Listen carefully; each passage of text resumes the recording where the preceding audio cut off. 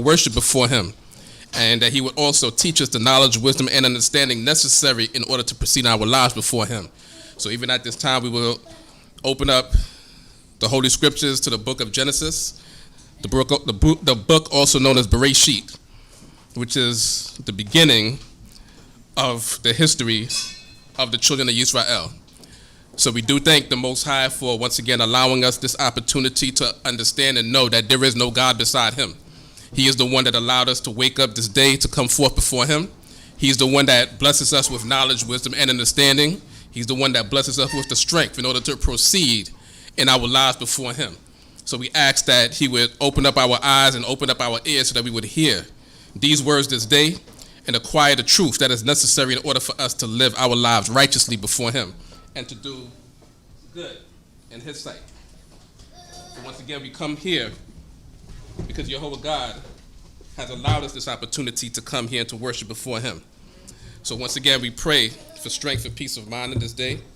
And once again, asking that the Most High would open up our eyes. So once again, in the book of Genesis, we know that from the beginning that there is only one God. The only one God created the heavens and the earth. That only one God does good and evil. That only one God does all things.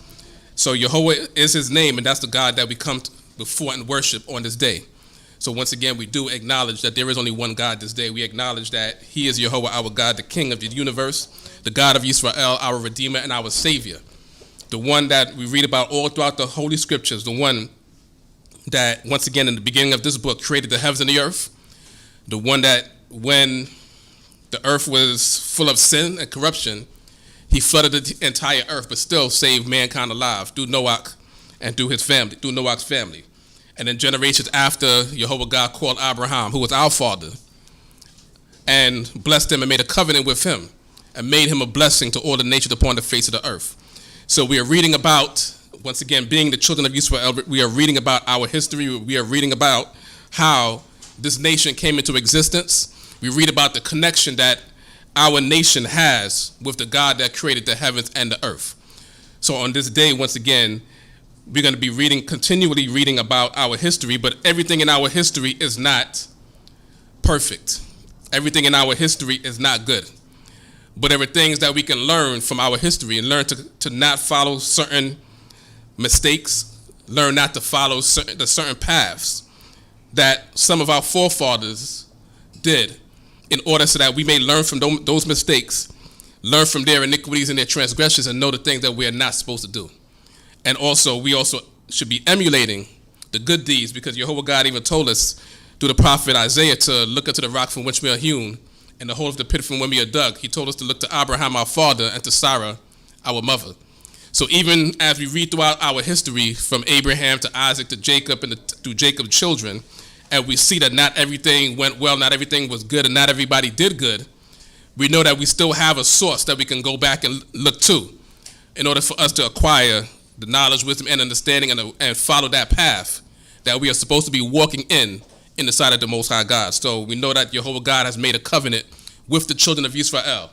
So it's our responsibility to uphold our end of that covenant and to live righteously in the sight of the Most High God, making sure that we are doing things that are good in the sight of the Most High God. So once again, we do pray that the Most High God will bless us on this day, bless us throughout this week to come, bless us throughout the months to come, and bless us throughout the years to come, that we would learn to dedicate our lives in service to the God that created the heavens and the earth.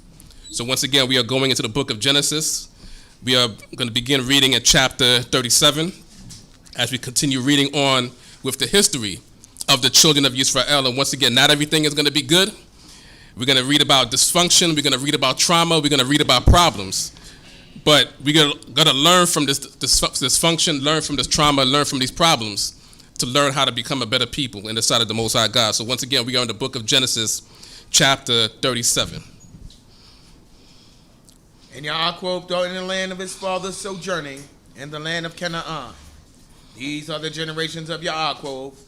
Yosef, being 17 years old, was feeding the flocks with his brethren, being still a lad, even with the sons of Bilhah and the sons of Zilpah, his father's wives.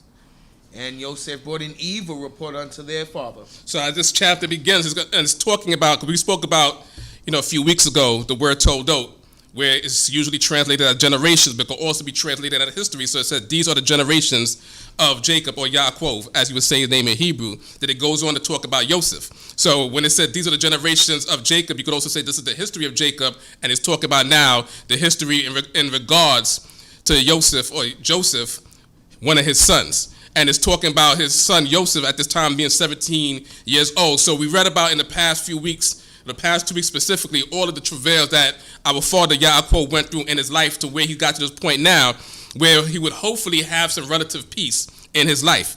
So now it's talking about one of his sons who's 17 years old, who's feeding the flock. Because remember now, Yaakov, our father, Jacob, our father, had 4 wives. One of them passed away at this time that we read about last week, Raquel, when she was giving birth to her second child and to Jacob's 12th son, Binyamin. And now, so we know that Bilhah and Zilpah, they were the servants of Leah and Raquel, Jacob's other wives. So now you have the children of Bilhah and the children of Zilpah, which would be Dan and Naphtali, Gad and Asher, and Joseph is basically friendly with them. It would appear to seem that he's friendly with them. But as he's friendly with them and he's hanging out with them, things that they are doing, he's bringing back an evil report to his father. So basically what they would call him is a snitch or a tattletale, because he's bringing information, and because it says that he brought an evil report of them to their father, doesn't mean that they were necessarily doing evil. Right. The spies brought an evil report about the land of Canaan that we were supposed to go into, but we know that the land was good. That's right. It doesn't mean that we can debate for weeks whether they were actually doing evil or not, but just once again, just because it said that he brought an evil report about them to his father, doesn't mean that they were doing something evil. Because once again, just using a comparison of the spies bringing an evil report about the land to the children of Yisrael. But regardless of the case, he was somebody that would be a tattletale, right, or a snitch, as people say, because he's just bringing information to their father or complaining about what his other sons are doing. Continue. 3. Now Yisrael loved Joseph more than all his children, because he was the son of his old age, and he made him a coat of many colors. And when his brethren saw that their father loved him more than all his brethren, they hated him and could not speak peaceably unto him. And that becomes a problem when within your own family, your own what they would call flesh and blood, that people can't speak peaceably one to another. That you have people that you hate within your own family, people that didn't do anything to you. So at this point, Joseph actually did not do anything to his brothers. It's because of the love that their father expressed specifically only to Joseph that the brothers hated. But also we know that Yaakov loved all of his children, but he was just showing special love to Joseph. And we know the history of Joseph being the first child from the wife that he wanted in the first place, Raquel.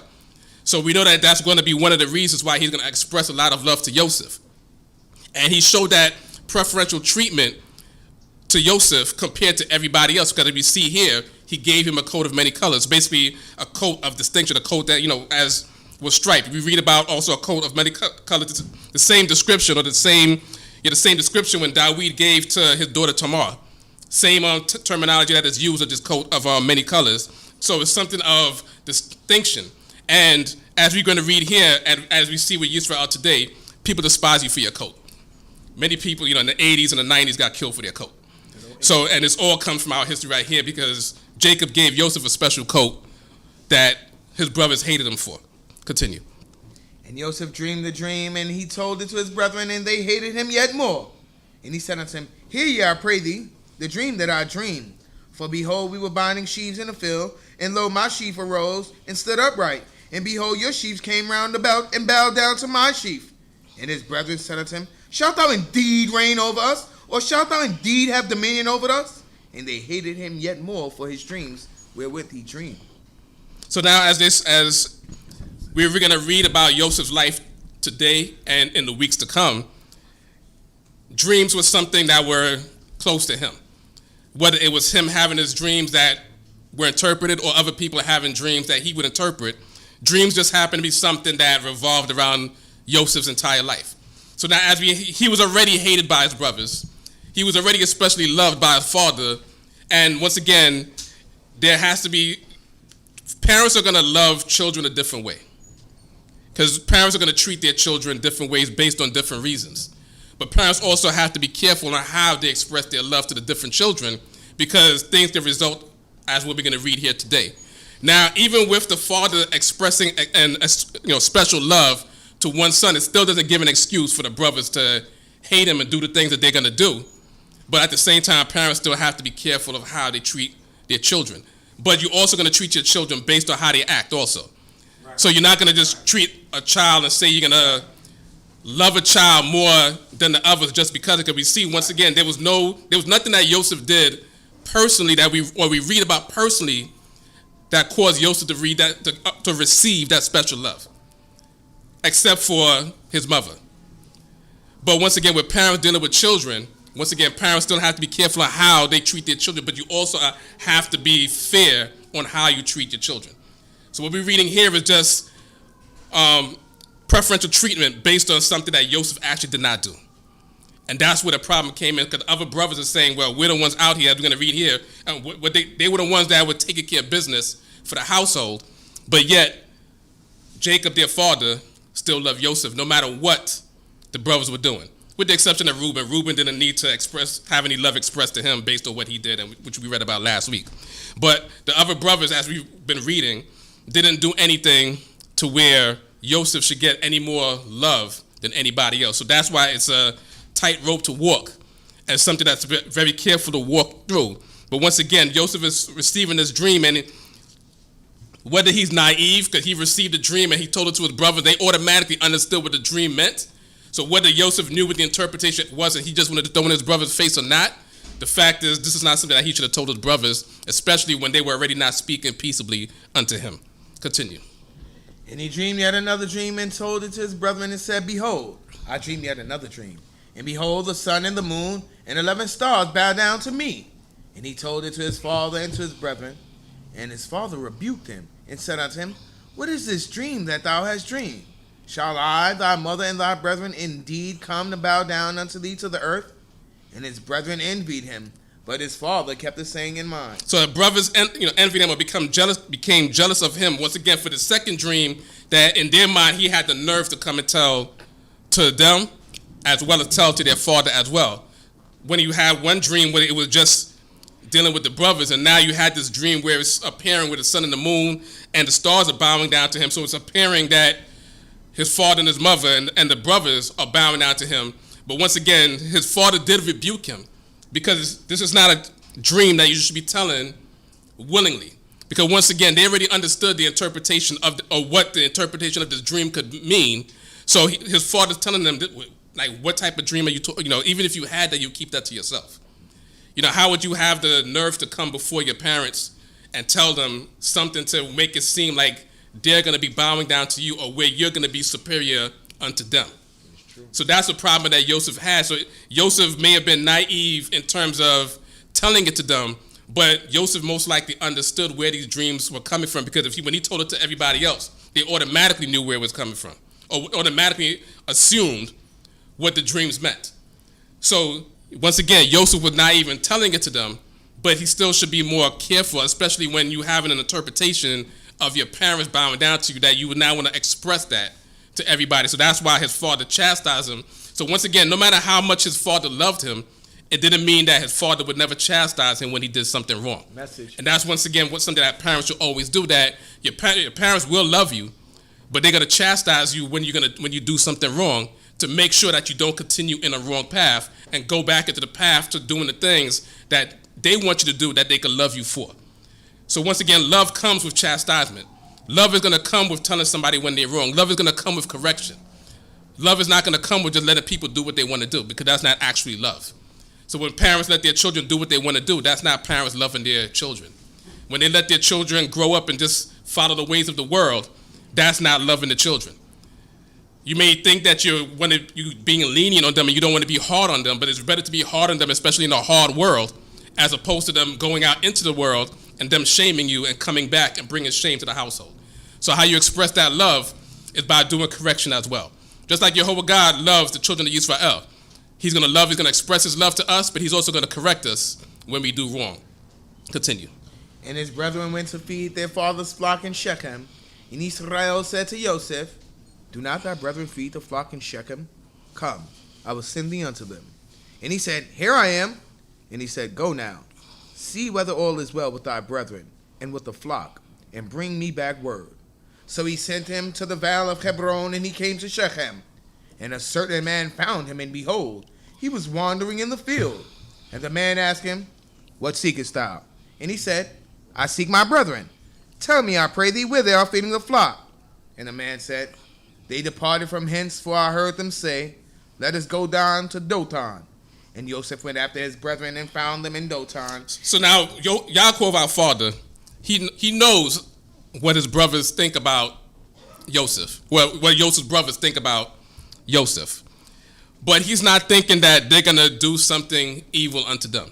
So when they're feeding the flock, because once again, this is the occupation of the children of Yisrael at this time, that the children of Yisrael are shepherds.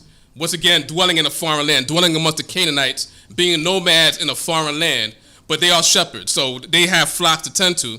And when you have flocks to tend to, you're not going to keep your flock in the same spot all the time, because they're going to graze in a spot, and there's going to be no more grass for them to graze in that spot. So you have to actually travel with your flock to various places. Also, you being in the foreign land, you don't want to stay in one spot, feeding your flock too long, because once again, you're infringing on somebody else's property at the same time.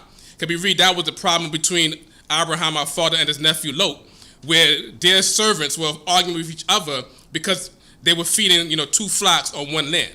So they had to separate themselves. So that's what the shepherds would do. They would go from one place to another to make sure that their flocks are taken care of. So they were dwelling in Hebron at the time, but they left from Hebron to go to Shechem. We know the history between the children of Israel and Shechem, but they decided to go to Shechem to feed the flock. So now because, they're gone for a period of time, but Yaakov, our father, just telling Joseph, just go check on them, see what's happening, and just bring me back word. Because also, even though he loves Joseph more than the brothers, it doesn't mean he doesn't have any love for any of his sons. So he's sending Joseph to go check on them just to bring back word to make sure that everything is okay with them. And if they need anything, that way when Joseph comes back, he can say, well, they need this and that. This is what they're doing. This is what they say. All right, let me send some of this up there. But when he gets to Shechem, he's looking around for them, and they're not in Shechem. But a man tells them that, they went to Dothan, or just a little bit further north, to go continue feeding the flock. Continue. And they saw him afar off.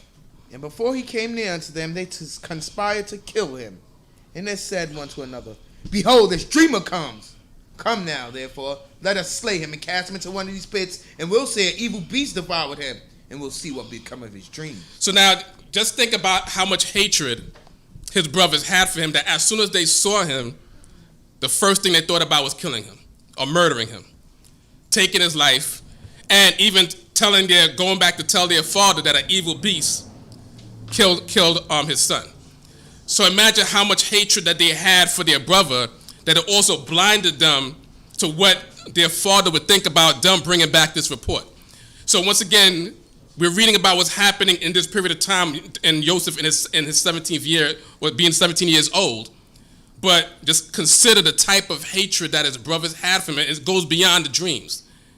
And it goes beyond just the father expressing, love for Joseph compared to everybody else.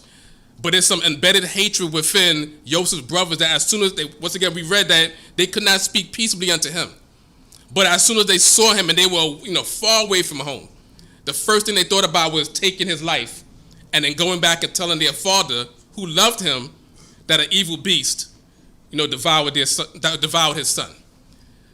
So think about the type of hatred that we harbor as individuals. Think about the type of anger that we harbor as individuals that would cause us to see somebody and automatically want to take their life.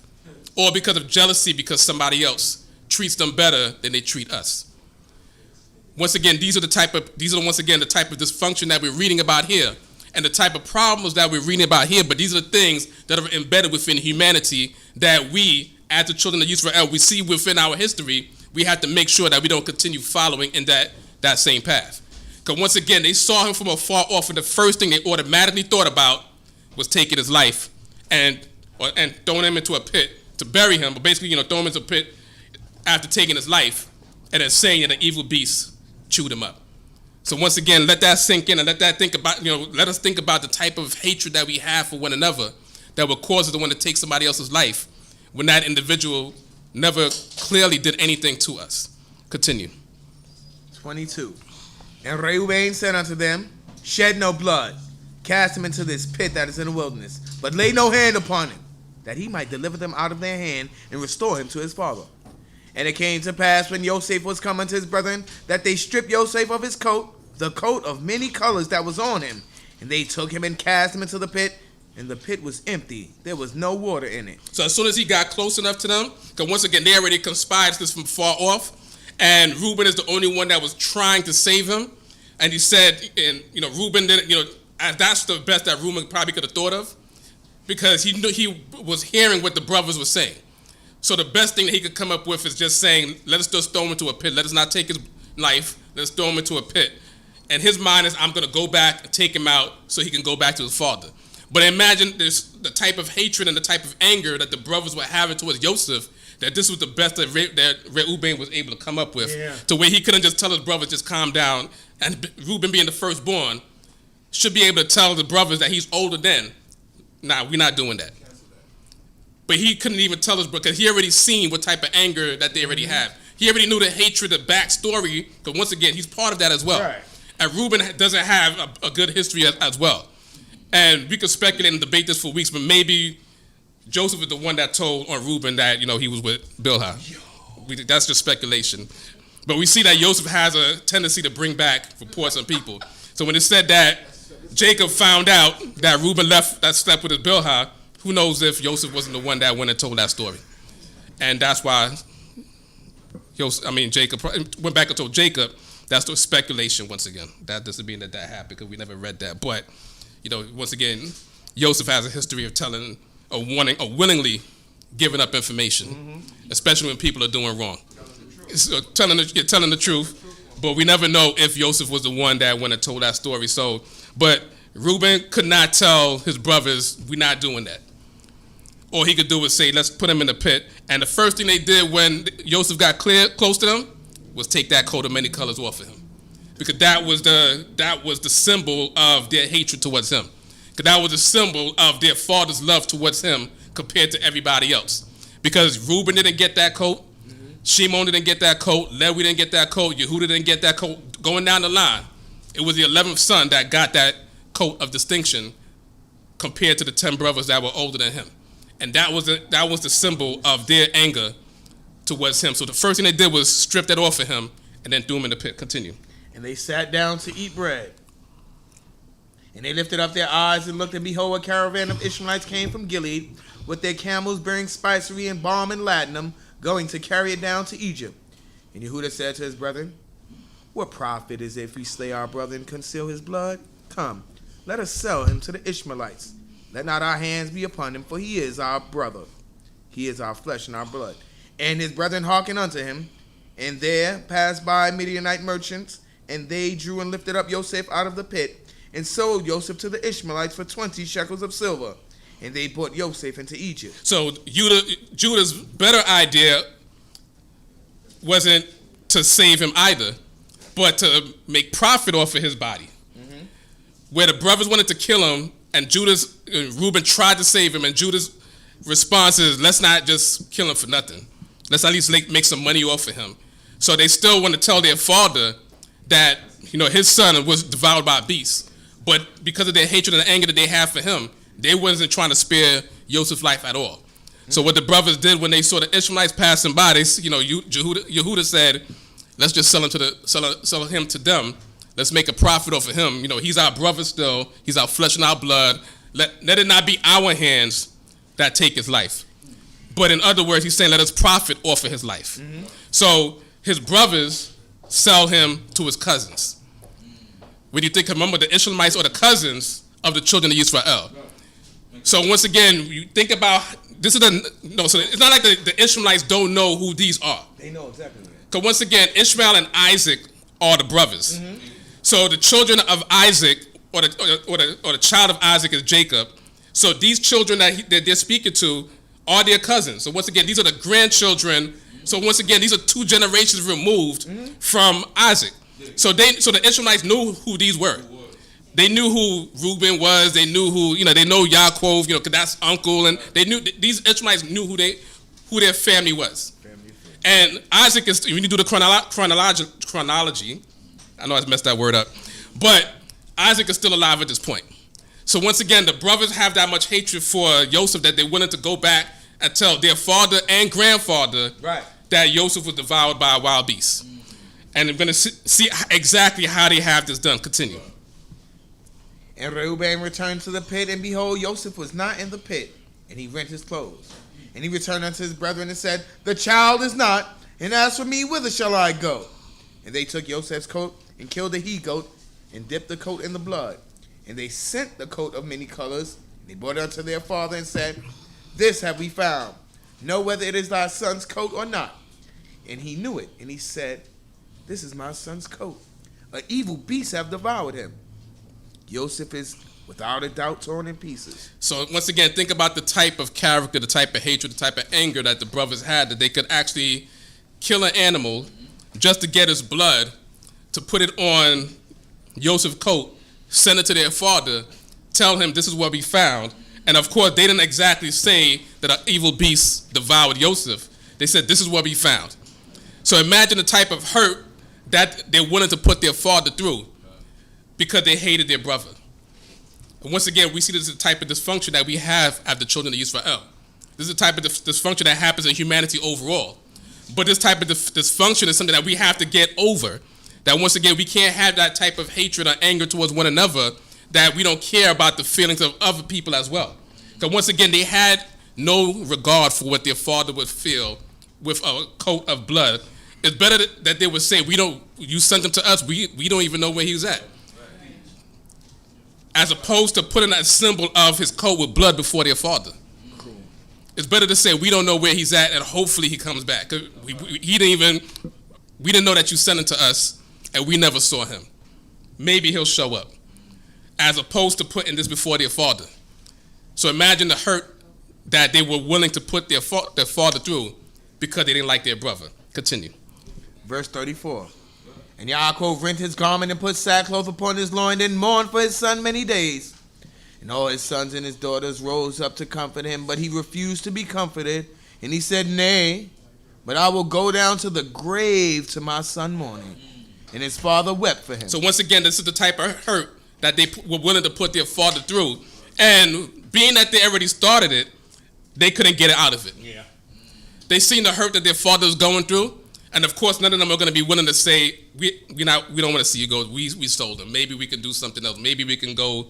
The Ishmaelites took him down there. That's our family. Maybe we could go the next trip and look for him. Maybe we could. They're not even going through all that. They're just saying, we don't know what happened. This is what we found. And they're willing to watch their father not eat. They're willing to watch their father cry for days, for weeks, for months, or for years. So once again, it doesn't mean that their father didn't love them, but their father had a special love for Joseph. And because of that hatred, they didn't care about what their father would think. So once again, they're willing to watch their father go through all of this. And once again, this is something that in their mind, they're just going to hold on to the secret, but we know God has bigger plans than all of us. So we try to do things and try to get over on people, but God has bigger plans than any of us. Continue. 36. And the Midianites sold him into Egypt unto Potiphar, an officer of Pharaoh, the captain of the guard. Chapter 38. And it came to pass at that time that Yehuda went down from his brethren and turned into a certain Adulamite woman whose name was Chira. And Yehuda saw there a daughter of a certain Canaanite whose name was Shua, and he took her and went in unto her. And she conceived and bore a son, and she called his name And she conceived again and bore a son, and she called his name Onan. And yet again another son she bore, and called his name Shelach. And he was at Chezib when she bore him. So now we're going to talk about the history of Yehuda for a little bit, who separated, after all of these things happened, he separated himself from his family. And he went to Adullam. Once Adullam, they went to Hebron. Adullam is just a little bit further north from Hebron. So he went there, and he befriended someone named Hira. And while he was there, he also befriended another Canaanite whose name was Shua, and he married Shua's daughter. And once again, we know that we were not supposed to marry into the Canaanite people. So with Judah doing what he did here, already after being responsible for selling his brother, he's just compounding more sins upon him, or compounding more iniquities upon him. Because once again, when Esau married the Hittite women, Isaac and Rebekah had a big problem with that, and they expressed that problem greatly. But Judah left from his family in order to go marry this Canaanite. But this was not something that he was supposed to do. Right. Because once again, with the children of Israel, or the children of Abraham and Isaac at this point, and going into the land and having that covenant with Jehovah God, that we're not supposed to be marrying into the Canaanite nations. So once again, Judah's already messing up right here by leaving his family and then going off and marrying a Canaanite. And this is where a lot of the problems that we're seeing here, because we could put everything together, we see that these are where some of the problems in Judah's life is going to happen, because he's mixing up with the wrong people. And learning practices and learning customs that he's not supposed to be getting involved in. Continue. Verse 8. And Yehuda said unto Onan, Go into thy brother's wife, and perform the duty of a husband's brother unto her, and raise up seed unto thy brother. And Onan knew that the seed would not be his. And it came to pass, when he went unto his brother's wife, that he spilled it on the ground, lest he should give seed to his brother. So what it says here, once again, Judah married a Canaanite woman, and he had the 3 children. The first one was evil in the sight of Jehovah, so God killed him. So Onan, the second born, because once again, being that Tamar is married into that family. Because once again, we have to look at marriage bigger than what we look at it today. So she married one son. That son, or she married, one of Judah's sons, and that son died without having any children. It doesn't mean that Tamar is still not married into that family.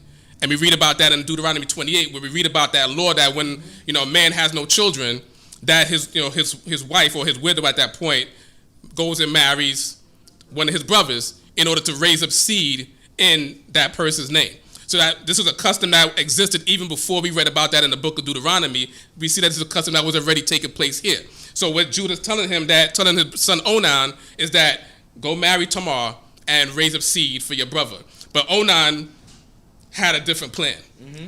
And he knew that the child would, even though it was physically his child, he knew that the child would not be his. So he was willing to go through with the act of laying with Tamar, but not raise up seed in his father's name. So he was basically just, at this point, using Tamar for a sexual desire, but not willing to go through the entire process of this marriage and raising up seed in his brother's name. And what happens here is that God saw that it was evil, and he took Onan's life.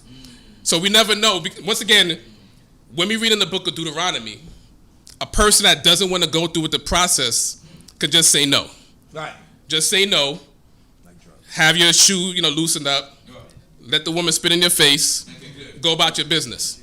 That's the judgment that God gives us as human beings that we would give to another human being.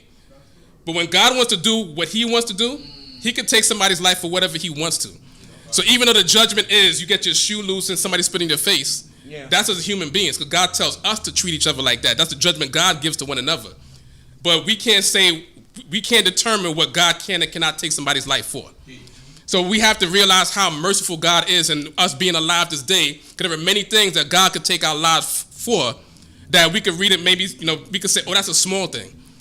You may steal $5 from somebody, but on the heavenly scale, that's a big thing, and God takes your life over that $5. That's because he's God. But as human beings, we can't take somebody's life for stealing $5. We just make them pay 10. That's the judgment that God gives. But once again, when you leave things in God's hands, then, be careful. As human beings, when we want to leave things in God's hands, you never know what God's hands are going to do. So therefore, it's better for us to judge each other based on the judgment that God gives us to judge each other with, as opposed to leaving things in God's hands.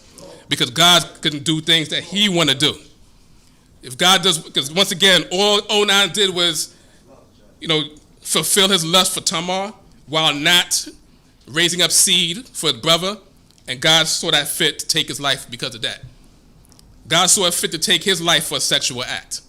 So imagine the sexual acts that we commit, that God could take our life for, that we look at as just that's minor, but God could take our life for it if he wants to, because he's God. Continue. 10. And the thing which he did was evil in the sight of Yahweh, and he slew him also.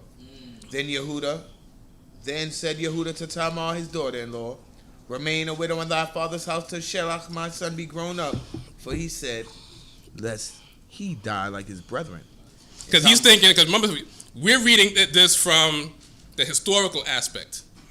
We're not looking at it as what's happening in the time. Judah has 3 sons. 2 died after hooking up with Tamar. Judah's mind is like, she's the problem. She's the black widow. So he's like, yeah, I'm not going to marry. I'm not going to lose another son because of her. He's not looking at what his sons were doing. God is looking at what his sons are doing. Judah's looking at what she may be doing.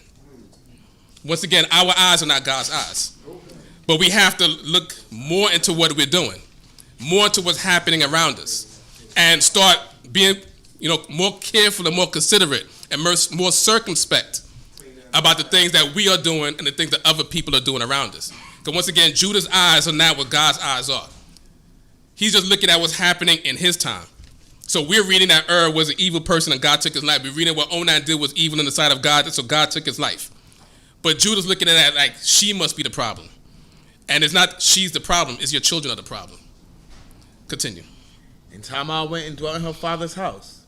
And in the process of time, Shuah's daughter, the wife of Yehudah, died. And Yehudah went and was comforted and went up unto his sheep shearers to Timnah. And he and his friend Hirah the Adulamite. And it was told Tamar, saying, your father-in-law is going up to Timnah to shear his sheep.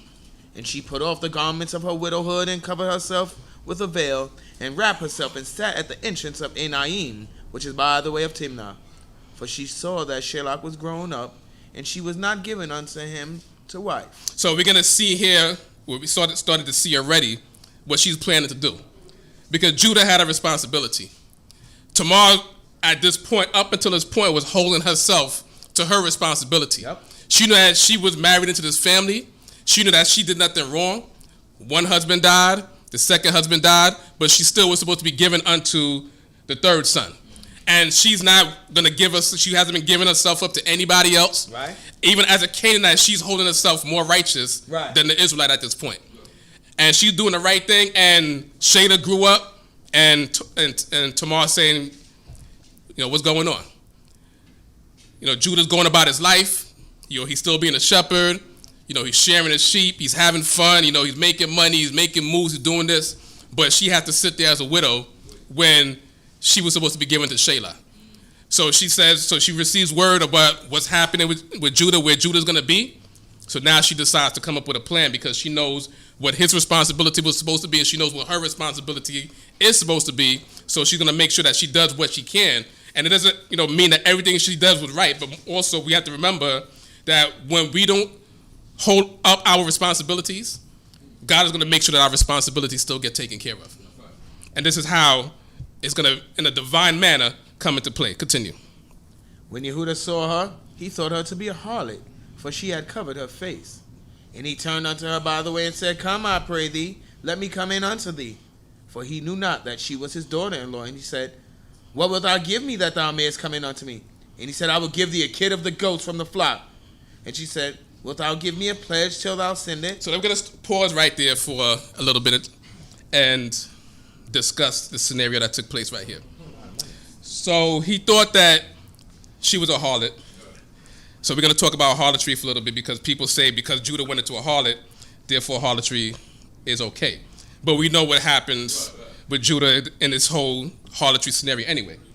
But now he thought she was a harlot, whether this was his first time dealing with a harlot or not, he knew what the scenario was. He knew what the situation was. Mm-hmm.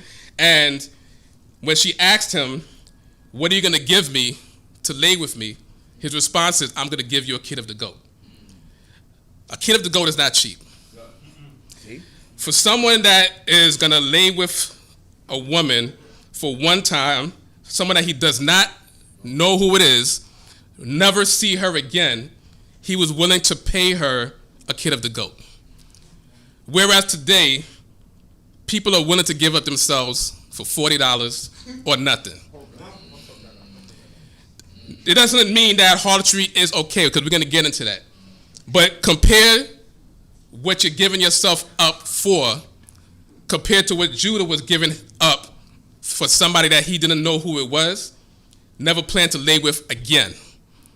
and he was willing to give her a kid of the goat that she can raise, take care of, mate with another goat, have more goats, have goat's milk, have a flock, and set her up for the rest of her life over a one-time thing. But in today's standards, people get for a one-time thing for a couple of drinks, and that's it. So consider what or how important even sex was back then. He's setting her up somewhere. Once again, she covered her face so he would never know who this is, or apparently he's not going to know who this is, never intends to see her again, but setting her up with a kid of the goat, a young goat that once again is going to grow up to be a goat that can be utilized to have offspring and start off a flock, compared to what people do today. So we live in a world that is sexually immoral, where people give it up for, once again, nothing. And you may say, well, you know, you're grown, you know, you're single, and he's single, and she's single, and you may go on a couple dates, and once again, you go on a couple dates. Who gets the money from the date? You spend money in the movies. She doesn't get the money for the movies. The movie gets that money from the movie. The movie production gets the money for the movies. You go to a restaurant, you say, I'm going to spend some money on her. She doesn't get the money from the restaurant. She gets fed, she's going to use the bathroom, and that's it. The restaurant becomes rich, and that money, you know, that makes the employees rich. You might say, well, you know, he takes me on a nice trip. Who got the money? The airline got the money for that trip. The hotel y'all stayed in got the money. You didn't get the money for that trip. Judah was willing to set her up for what he's about to do, not send somebody else up. So once again, when we consider what we're doing out here today, you're not setting, you know, as women, you're not setting yourself up if you're giving yourself up for nothing. Just because he's being nice. Or he might hit like a couple times on your TikTok, you know, post or your Instagram post, and that's enough for you to lay with him. But Judah was willing to give up a kid of the goat, a lot of money to make her rich, set her up for a one-time thing. But once again, amongst Israel and even amongst the world being sexually immoral, nobody's setting anybody up for any sexual acts. That's why marriage is the ultimate, or should be the ultimate goal for everybody. Because once again, even as a man, you're spending your money. If you're going out there spending your money, as it says in the Proverbs, he who keeps company with harlots wastes his substance. Because your money is going out for nothing. You have no return on your investment. But when you marry somebody, as it says that man will leave his father and his mother, cleave to his wife, and they become one flesh. So everything you spend as a man comes right back to you.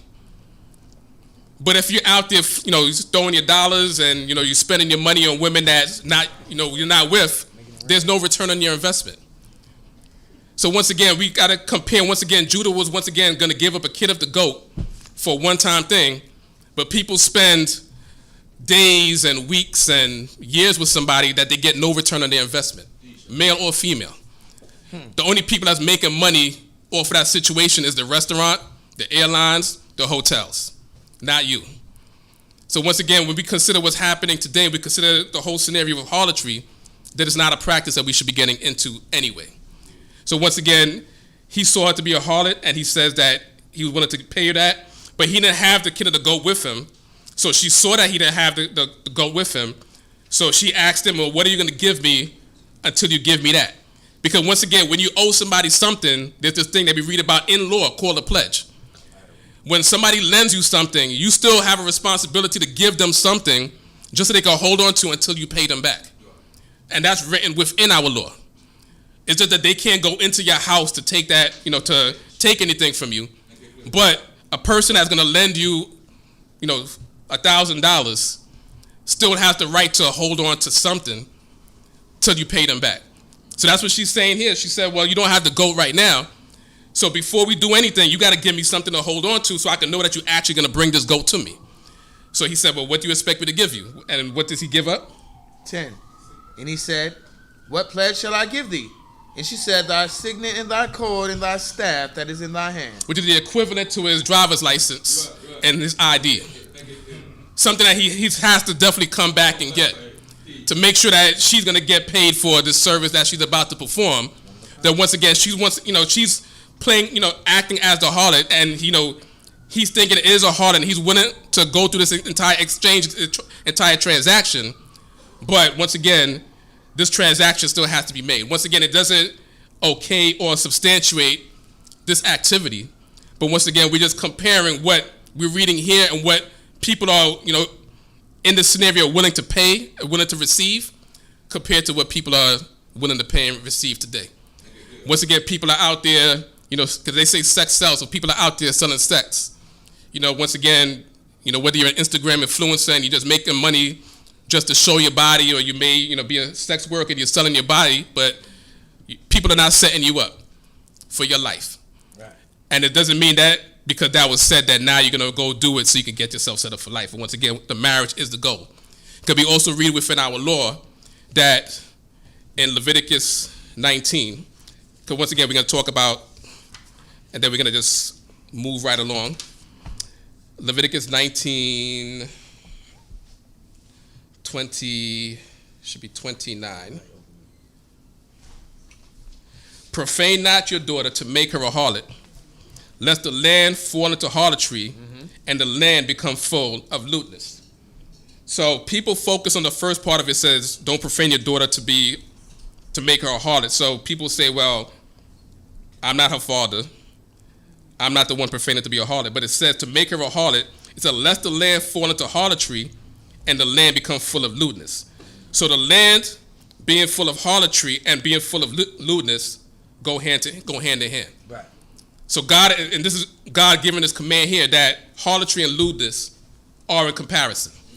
And you see that same word lewdness, or zima in Hebrew, when it's talking about a man that lays with a woman and her daughter. Yep. So the same harlotry acts that people think are okay today, God compares to a man laying with a mother and a daughter. Same word zima, lewdness in both cases. And you can look up the word zima in various places in Hebrew throughout the scripture, and you will see that harlotry is compared to a lot of things that we should not be getting into. Right. Harlotry itself, the word zona, is not a good word. It means to go astray. Right. God tells us to wear fringes, and when you read in the Hebrew, wear fringes so that we don't go astray. So when you call somebody a zona, that's somebody that's going astray. So when you cause somebody to continue going into harlotry, you're causing them to continue to go astray. So there's never anything okay with harlotry, ever. So now we're going back. So once again, because Judah is thinking that this is okay, all of what he's thinking is okay is going to come right back to bite him. So the things that we do today can come right back to bite us. Just because we see people apparently get away with certain things doesn't mean that they're getting away with certain things. God can make it seem like they get away with certain things to be a testing to us. Right. But once again, God took Onaz's life for one sexual act where he was not doing it to fulfill a certain responsibility that he was supposed to fulfill. And God took his life. So God can take our life for whatever he feels like. That is not right, or the things that are not right in his sight. That once again, those scales that God's scales of balance is not going to be ours. God's thoughts are not our thoughts. His ways are not our ways. Continue. And he gave them to her, and came in unto her, and she conceived by him. 19. And she arose and went away, and put off the veil from her, and put on the garments of her widowhood. 20. And Yehuda sent a goat of the kids by the hand of his friend the Adulamite to receive the pledge from the woman's hand, but he found it not. Then he asked the men of the place, saying, where's the harlot that was at Enaim by the wayside? And they said, there's been no harlot here. And he returned to Yehuda. And he said, I have not found her. Also the men of that place said, there has been no harlot here. So now, because if it was such a honorable act, Judah himself would have went and brought the kid of the goat to her himself. But because it was an act that he felt was despicable, especially from the character of people that he came from, he sent his friend who was of that place, go finish this off for me, get my stuff back, but go find her and give her this goat. And the friend goes there, and he doesn't find her. He asked, and the friend asked the people, because he knows the people of the place. And the people that said the place said, nah, this is not a place where, harlots are. And so he goes back to Judah, and Judah says what? Let her take it, lest we be put to shame. So now his friend should have looked at him like, what are you talking about, we? Right. We be put to shame. Well, we white man. I still got my staff and my signet. I don't know about you. So we didn't do anything. We put to shame. We not shameful. I'm looking out for you because I know people around here, and I'll deliver the goat for you. but I still got my stuff. Right. I still got all my goats, and I got my staff and my signet and my cord. And the cord is basically the thing that, you would put the signet on, tied around, and people usually wore that around their neck. So his friend is saying, I got all my stuff. So his friend could have stopped and say, we not being put to shame here. Right. You're the one that's being shameful. So, but once again, if it was an honorable act, right, Judah would have went forth and took care of his, taking care of his business. But the only thing honorable about Judah is that he was willing to pay, but only because he needed his stuff back anyway. So he had to get his signet and his staff and his cord back anyway. So, but he was willing to, pay that goat once again for that one-time act. And once again, this is how reckless that activity is, because she conceived through that one-time act. Right there. Right away. So once again, the recklessness of the harlotry is that you could end up having a child with somebody that you didn't intend to have a child with, having children out there that you don't know exist within this world. And as the children of Yisrael, we're supposed to know where all of our children are. Especially, once again, we're in covenant with God, and we have inheritance to deal with. Everybody should know where their children are. So, you may go away on a trip to, Nevada, to Vegas, and what happens in Vegas stays in Vegas. But if your child stays in Vegas and you don't know the child exists, that's a problem. Because you should know where, if you have children upon this earth, you should know where they are. That's at all times. So once again, we have to be careful of the things that we do. We can't have reckless behavior. And this reckless behavior is what caused Judah to end up in a predicament that we're about to see him end up further in at this time. Continue. Behold, I sent the kid, and thou hast not found her. And it came to pass about 3 months after that it was told Yehuda, saying, Tamar, your daughter-in-law, hath played the harlot, and moreover, behold, she is with child by her harlotry. And Yehuda said, bring her forth and let her be burnt. And this is the hypocrisy of human beings. She committed a harlotry. She should be burnt. He committed a harlotry 3 months ago, and he just has to, put his head down. Once again, that's the hypocrisy. But once again, God is going to make everything play out. Hello. Even out. Continue. When she was brought forth, she sent to her father-in-law, saying, by the man whose these are am I with child. So before you burn me, look at this driver's license. Look at this credit card. And this Costco card. And whoever name is on these, that's what I'm pregnant by. So burn me after, but this is the stuff here. Just return this license right here and return this credit card, and then we can have a conversation afterwards. And then Judah saw his driver's license and said what? And Yehuda, discern, I pray thee, whose these are, the signet, the cord, and the staff. And Yehuda acknowledged them and said, she is more righteous than I. For as much as I gave her not to Shalach my son, and he knew her again no more. And it came to pass in the time of travail that, behold, twins were in her womb. And it came to pass when she travailed that one put out a hand, and the midwife took and bound upon his hand a scarlet thread, saying, this came out first. And it came to pass when he drew back his hand, that behold, his brother came out, and she said, wherefore hast thou made a breach with thyself? Therefore his name was called Peretz. And afterward came out his brother that had the scarlet thread upon his hand, and his name was Zerach. So he ended up having twins as a result of this. So he did lose 2 sons, but he got twins to compensate for the 2 sons. Only after he did realize that Tamar was more righteous than him, and realizing the things that he was doing that were wrong, and while she was holding herself. So God brought everything right back around, and as it was just said, evened everything out. To where, once again, we're going to make mistakes in our lives, but the end of it is that once we realize that we make our mistakes, that we correct them and ask the Most High God for forgiveness and go back to those wrong things no more. So there are corrections that we have to make in our lives. And once again, once we read about certain things and put certain things in perspective, we have to make sure that we don't go back into those things. Or even if we have not gone into those things, make sure that we do not go into those things. So once again, we're living in a time of before we continue on, living in a world of sexual immorality that is causing Yisrael as a nation not to grow within this country.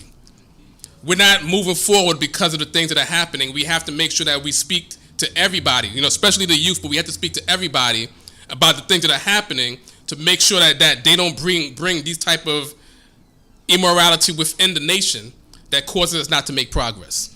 So everybody has, once we realize that we're bound by this covenant with God, we have to make sure that we're living the right way before God.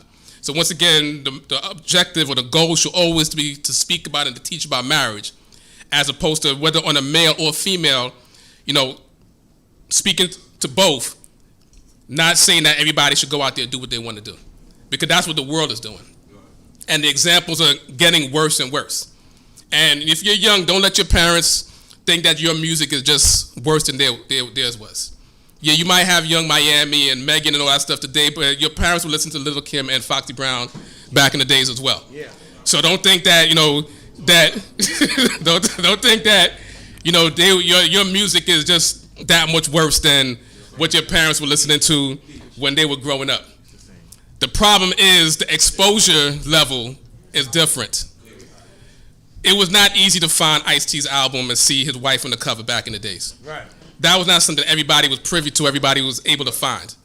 But everybody sees Megan Thee Stallion and then Cardi B. They've seen everything about them. Everything in them and everything around them. Mm-hmm. The exposure level is just different. The music is pretty much the same, but the exposure level is different. And that's where the problem comes in. But back then and even now, those are not the examples that we should be following anyway. And once again, we have to look to the rocks from which we were hewn and the hole of the pit from which we were dug. Look to Abraham, our father, look to Sarah, our mother. And if you say, could people say, would JC do this? But that's not our motto. We look and say, would Abraham do this? Would Sarah do this?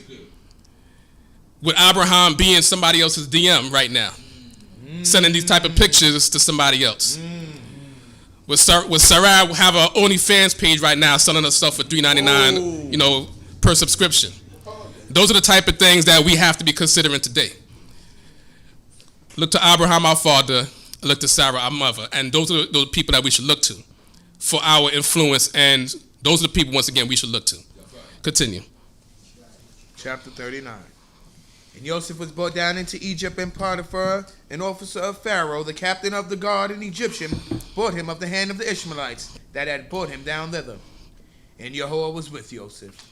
He was a prosperous man, and he was in the house of his master the Egyptian. And his master saw that Yahweh was with him, and that Yahweh made all that he did to prosper in his hand. So even with his brothers hating him, even with his brothers selling him, and even before that throwing him into a pit, and you could just take 15 seconds and just think about what it would be like to be in a pit that you cannot get out of, and you're yelling to your brothers to save you, and they're not coming to save you. Because they mentioned that pit was empty, it had no water, and imagine how constricted that pit might have been. And he's yelling out, so he went through all of that, had to go through that journey because once again, they sold him from Dothan, so the Ishmaelites had to pass by Hebron, which is further south, pass by his father to take him into Egypt. Wow. So imagine that journey that, he probably saw Hebron not too far off on that way down, and there was nothing he can do about that. But regardless of everything that happened to him, he still held his integrity. And God blessed him for that. He still was a righteous individual, and God blessed him for that. That even, being captive somewhere else, being owned by somebody, God is still blessing him. We're going to find ourselves in many situations. You might find yourself in prison. You might find yourself kidnapped. Hopefully that never happens. You might find yourself, going through a fire, in your house. You might find yourself going through many problems in your life. But you may not ever experience what we read about Joseph going through. Because once again, this started with his own family before he dealt with problems in Egypt. And regardless of everything that he's going through, he's still holding his integrity, and God is blessing him for that. So above all, regardless of any scenario, don't keep your head down. Just know that God is still alive, and just hold your integrity up, and God will bring you through it. That he's in there working for somebody else that he does not want to work for, and God is blessing him and the person he's working for. And make it better for him and the person he's working for. So imagine what you are to the people that you're working for today. Hold your integrity in your job. And imagine the blessing that you have for your job. You could be just a cashier, but you don't touch that money. You make sure that the money's, they count the money, and your register is always good. You're not looking for no employee discount or any. You do everything the way it's supposed to be. And that entire company flourishes all because of you. Because God is going to bless you and bless your employer because of you. That's what's happening with Joseph right now. God is blessing him and his employer because he's holding his integrity and he's being a good servant of God. Continue. And he appointed him overseer of his house, and all that he had he put into his hand. And it came to pass, from the time that he appointed him overseer in his house, and over all that he had, that Yahweh blessed the Egyptian's house for Joseph's sake. And the blessing of Yahweh was upon all that he had in the house and in the field. And he left all that he had in Joseph's hand, and having him, he knew not aught save the bread which he did eat. And Joseph was of beautiful form and fair to look upon. So once again, everything within that house, a Potiphar that he was sold into, was blessed inside the house and outside of the house. So he had a bunch of Egyptians working for him, but this one Hebrew is causing his house and his field to flourish. So once again, that's the type of power that God gives us. That everybody, once again, God told Abraham that you will be a blessing to everyone. Those that bless you will be blessed. Those that curse you will be cursed. So we have to make sure that we live within those words and that we become a blessing to everybody that we're around. But the only way we could be a blessing for those that we're around is by living a life that will cause God to bless us. Cause that blessing to flow through you and let it flow through you to everybody else. Let the school that you go to be blessed because you're there. Go there, do the best that you can. Get your 4.0 average and everything like that. Do everything you can within that school, and your school will be blessed all because you're there. Your school may have had the worst, grade point averages ever. Nobody in any of those sports was making any, winning any trophies. Wow, man. But as soon as you got into that school, now all the sports teams got better, and you're not on all the sports, but the sports teams got better. The golf team got better. The basketball team got better. The grades went up. Everybody's doing good, all because you're there. And then 4 years later, after you graduate, everything goes back down. Because of you. But you have to make sure that you put that within your mind that you're going to be a blessing to yourself and a blessing to everybody around you. And even ultimately be a blessing to your family. As a child, you're going to be a blessing to your family, that you're going to be the one that God is going to bless your household because of what you're doing. You have that power within you that as a child, you can cause your family may be struggling, but because you're living right, God is going to bless your entire family because you're doing good. We have that power within us to have a blessing for us and everybody else around us because we're in covenant with the God that's in control of everything. God has everything at his disposal. Continue. Verse 7. And it came to pass after these things that his master's wife cast her eyes upon Joseph and said, Lie with me. But he refused. And he said unto his master's wife, Behold, my master having me knows nothing what is in this house. And he hath put all that he has in my hand. He's not greater than me in this house. Neither has he kept back anything from me but you, because you are his wife. How can I do this great wickedness and sin against God? And ultimately, I have to say, how can you sin against God?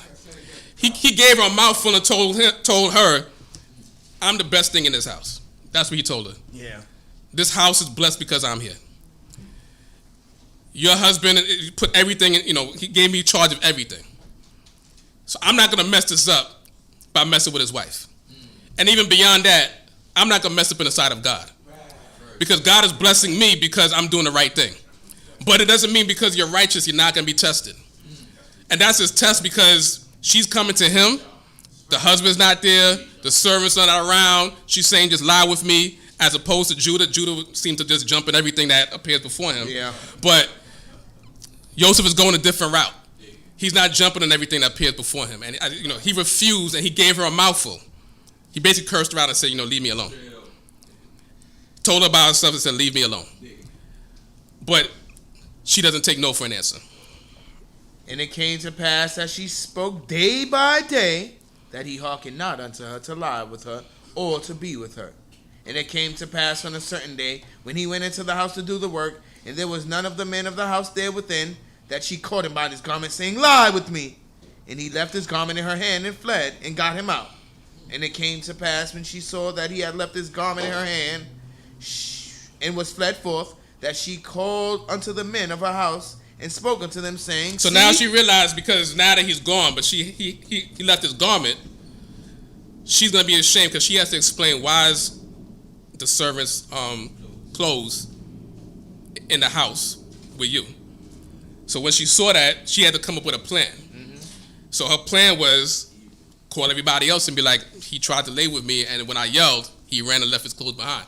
So she's saying, as they, police would tell you, if you ever get caught up, the person that speaks first gets the better deal. So she decided to speak first. Call all the people in and say, this is what she said? See, he brought in a Hebrew unto us to mock us. He came into me to lie with me, and I cried with a loud voice. And all she had to do was throw in their Hebrew as well. She didn't just say the servant came in. She threw in the word Hebrew. Because as we'll read later on, that Hebrews are an abomination to the Egyptians. So people already had this thing probably against Joseph, because everywhere, whether it's his brothers or probably now in Egypt, and then the other servants were probably hating Joseph, but God was still blessing him. So all she had to do was throw that word Hebrew, because once again, the Hebrews were an abomination to the Egyptians, because the Hebrews were shepherds. And the shepherds themselves, we read later on in Genesis, were an abomination to the Egyptians. The Egyptians lived a certain type of lifestyle, and the shepherds lived a certain type of lifestyle that people didn't like. They worked out in the field. They worked, with the animals. So, there's going to be a certain smell when you're a shepherd that certain people don't like. You're a shepherd, you're going to come in smelling like, grass and, goats and sheep and stuff like that. Usually what you work around is what you're going to smell like. And not everybody wants that. If you work in sanitation, you end up smelling like trash. So you got to wash it off of you. If you're a mechanic, you come home smelling like, motor oil and engine fumes. If it's the type of job. So with the shepherd, that's what they did. So people, tend to smell like whatever their job is. You're a cop, you usually end up smelling like donuts and bagels. I mean, that's just, usually what the scenario is. Whatever you work around, that's what you smell like. So they just tested the shepherds because of the way that they look and the way that they smell. So she just threw that word in their Hebrew in order to, raise their antennas, so to speak. Continue. 15. And it came to pass when he heard that I lifted up my voice and cried, that he left his garment by me and fled and got him out. And she laid up his garment by her until his master came home. And she spoke unto him according to these words, saying, the Hebrew servant whom you brought in came unto me to mock me. And it came to pass as I lifted up my voice and cried, that he left his garment and fled. And it came to pass when his master heard the words of his wife, which she spoke unto him, saying, after this manner did thy servant unto me, that his master's anger was kindled. And Joseph's masters took him and put him in the prison, the place where the king's prisoners were bound, and he was there in prison. But Yahweh was with Joseph and showed him kindness and gave him favor in the sight of the keeper of the prison. And the keeper of the prison committed to Joseph's hand all the prisoners that were in the prison. And whatsoever they did there, he was the doer of it. The keeper of the prison looked not unto anything that was under his hand, because Yahweh was with him. And that which he did, Yahweh made it to prosper. So no matter how much lower Joseph got in his life, God made him higher. Amongst his brothers, he was one of the youngest sons, but he was the favorite son. Yep. He got sold into Egypt to be a servant in a lower status, got raised to be better than all of the servants and in charge of everything in the household. He gets sent to prison, so instead of being a prisoner, now he becomes a warden. Oh, man. The lower that Joseph got, the higher God raised him up in the sight of everybody. Once again, that's about the integrity that Joseph had. And even throughout this entire scenario, we know that Joseph is innocent. So him being in his innocence, when we're innocent and we do the right things, that we're going to face problems, but God is still going to bless you for your innocence. Once you hold on, don't take, problems come in your life and there's going to be trauma. Don't use it as an excuse to do wrong. God is going to bring you through it and even bless you. Because once again, as we read throughout the life of Joseph, he's going to be blessed, more than anybody could ever imagine. Because the lower that he's brought down, God continues to raise him up. So he was accused of attempting adultery, and his master sent him in prison. And once again, this prison that he's going into, the intent was for him to die. But God blessed him there, because we see that when you go into the prisoners of Pharaoh's, right, those people don't always make it out. He didn't send them to a regular prison to spend some time. He sent them into this particular prison where not everybody makes it out alive. And when we get to the end of the portion, we're going to see that somebody did not make it out alive. But when he got there, because of his integrity and his innocence, God blessed him. We even, in this past week, that somebody that spent 23 years in prison was just exonerated.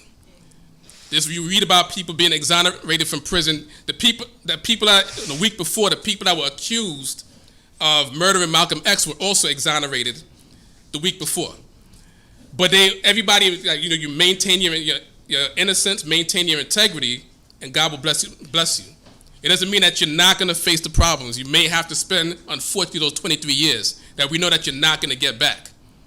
But that individual, once again, last week that spent 23 years in prison, now he's coming out of prison. The money that he's getting is not going to make it for the time he lost, but he's also due for a few $1 million, as it was reported as well. But, you can't make up for lost time, but you just have to uphold your integrity and your innocence, and God will bless you through it. Continue. Chapter 40. And it came to pass after these things that the butler of the king of Egypt and his baker offended their lord the king of Egypt. And Pharaoh was wroth against his 2 officers, against the chief butler and against the chief bakers. And he put them in ward in the house of the captain of the guard, into the prison, the place where Joseph was bound. And the captain of the guard charged Joseph to be with them, and he ministered unto them. And they continued a season in ward. And they dreamed the dream, both of them, each man his dream in one night, each man according to the interpretation of his dream, the butler and the baker of the king of Egypt, who were bound in the prison. And Joseph came in unto them in the morning and saw, and behold, they were sad. And he asked Pharaoh's officers that were with him in the prison, wherefore look ye so sad today? And they said unto him, we have dreamed the dream, and there's none that can interpret it. And Joseph said to them, do not interpretations belong to God? Tell me, I pray thee. And we never know when those wheels start turning for our redemption. And this is what's happening for Joseph. Him meeting up with these 2 individuals is going to cause him to be released from prison, as we read in the week to come, and cause him to be elevated more than anybody else on the face of the earth at that time. Mm-hmm. But once again, we never see when those things start working, those things are coming into motion. We never see when God starts bringing things into fruition for our lives. But when we look back, we can see, oh, that's when it started. When you look back and you reach to a certain point in your life, you can look back and say, oh, that's the point when all of this started. And it's all because, once again, you lived your life righteously. You held your integrity, that God started to put things in motion to where you are today. So now imagine you continue holding your integrity, continuing to be good and continue to be righteous, where those wheels are going to start turning now that you may not realize are turning now, and then 5 years from now, imagine where you could be. But it's all because you held your integrity and you continue to be righteous in the sight of God. So once again, by holding on to this covenant, realizing that there's only one God, keeping the Sabbath day every week like you're supposed to, eating clean like you're supposed to every day, making sure that you're wearing your fringes every day like you're supposed to, making sure that you're not lying and stealing and cheating and trying to get over on people, making sure that you're consistent in doing so. Just take time and be patient. God will bless you. Because God, once again, he blesses everybody. He gives judgment to everybody, whether it's good or whether it's evil. When you think about the word judgment, don't think about negative. Because there's good judgment as well. And God pays back everybody that he owes. So when you do good, God owes you good. So you will get that good. Just like when you do evil, God owes you evil. And you will get that evil. So that good is going to definitely come. That evil is going to definitely come. So you just have to make sure that you do that good that God is going to bless you with, because that's definitely going to come in your life. Continue. Verse 9.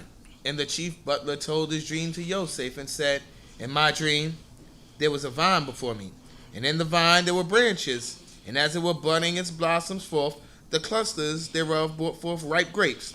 And Pharaoh's cup was in my hand, and I took the grapes, and I pressed them into Pharaoh's cup, and I gave the cup into Pharaoh's hand. And Joseph said unto him, this is the interpretation of it. The 3 branches are 3 days. Within yet 3 days, Pharaoh will lift up your head and restore you to your office, and you shall give Pharaoh's cup into his hand, after the former manner when you were his butler. But have me in thy remembrance when it shall be well with thee, and show kindness, I pray thee, unto me, and make mention of me unto Pharaoh, that he may bring me out of this house. And this is the first time that we see that Joseph is actually petitioning for himself. All throughout, when we've been reading, Joseph is just moving steady, making sure he does the right thing. He's not really speaking up for himself. Even with the situation with Potiphar's wife, you never seen Joseph say that, she was doing this and that. It appears that he just accepted his punishment and just put his life in the hands of the Most High God. This is the first time you actually see him speak up for himself and say, basically enough is enough. And he's saying, but he's using this as an opportunity because now, as he's interpreting this dream, and as he's interpreting, he knows this is going to definitely happen. He knows that definitely in 3 days, this person is going to be out of here. So he's telling them, speak to Pharaoh for me, because he knows that this is the person that's going to be standing right next to Pharaoh pouring his drinks. So he said, while you're out there pouring those drinks for Pharaoh, because you're the chief of the cupbearers, make sure you make mention of Pharaoh for me because of this reason. 15. For indeed I was stolen away out of the land of the Hebrews. Here also I have done nothing that they should put me in prison. When the chief baker saw that the interpretation was good, he said unto Joseph, I saw in my dream. So now when you see somebody else get good doesn't mean that you automatically need to jump in there. Now both of them had a dream that they wanted interpretation for, but when the bakers saw that the butler or the cupbearer had a good interpretation for his dream, he said, oh, he has something good, hopefully something good happen for me. But it's not, not always an opportunity for you to just jump in there because you see somebody else doing good. Because this could happen to you right here. I also saw in my dream, and behold, there were 3 baskets of white bread they were on my head. In the uppermost basket there were all manners of baked food for Pharaoh, and the birds did eat them out of the basket on my head. And Joseph answered and said, this is the interpretation thereof. The 3 baskets are 3 days. Within yet 3 days Pharaoh will lift up your head from off of you, and will hang you on a tree, and the birds will eat the flesh from off of you. And that's not what he wanted to hear. And Joseph didn't turn around and say, well, right before you get hung, make mention of me to Pharaoh. Right. That all of this that I spoke about happened to you. He only mentioned that for the cupbearer. Right. Because the cupbearer is going to be restored to a position where he can actually speak to Pharaoh. Yeah. But he's not going to say that for the baker. Continue. 20. And it came to pass on the 3rd day, which was Pharaoh's birthday, that he made a feast to all his servants and lifted up the head of the chief butler and the head of the chief baker, his servants. And he restored the chief butler back to his butlership, and he gave the cup into Pharaoh's hand, but he impaled the chief baker as Joseph had interpreted unto them. Yet did not the chief butler remember Joseph, but forgot him. Hallelujah. Hallelujah. So we thank the Most High God once again for our lives. We thank Him for strength and good health, and hope for that we will learn from these messages that we are reading here, learning from our history, learning from the fact that we do go through dysfunction, that we go through trauma, but we have to realize that the Most High God is watching over all of us at all times, so we have to uphold our integrity over all, and making sure that we do the things that the Most High God will bless us for, and not do the things that we know that He will definitely curse us for. So once again, we have to learn from the mistakes of our forefathers and not follow them, but we have to learn to do the good that we read from our forefathers and follow within that path. So once again, praying that the Most High God will continue to bless all of us, bless us with the knowledge, wisdom, and understanding necessary in order for us to proceed in our lives. Shabbat Shalom. Shabbat Shalom.